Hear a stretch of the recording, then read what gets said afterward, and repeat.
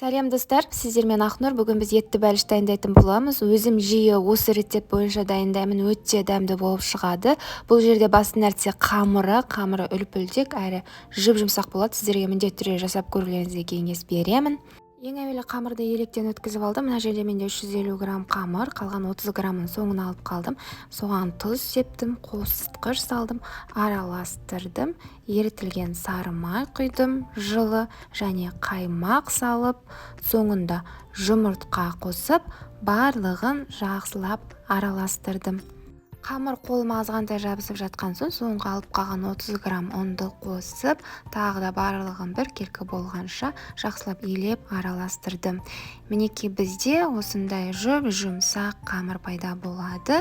Осы қамырды шамамен 1 сағатқа қапшыққа салып, тоңазытқышқа салып қойдым.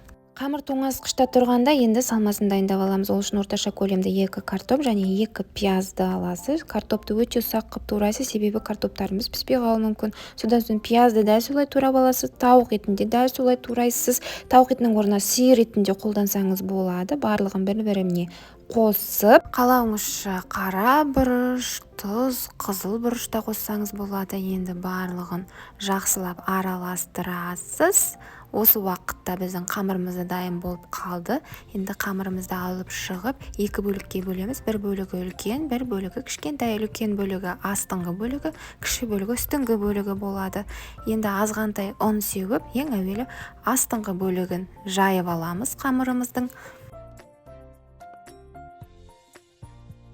Қамыр өте жұқа, не қалың болмауы тиіс. Жұқа болса жарылып кетуі мүмкін, қалың болса қамырымыз дұрыс піспей қалуы мүмкін. Міне дәл осылай бір қалыпты етіп жайып аласыз да, дәл ортасына салмасын салып шығасыз. Салмасын тегістейсіз және жан жағында осылай ашық орындар қалуы керек. Содан соң қамырымыздың екінші кішкентай бөлігін дәл жанағында етіп жайып аламыз.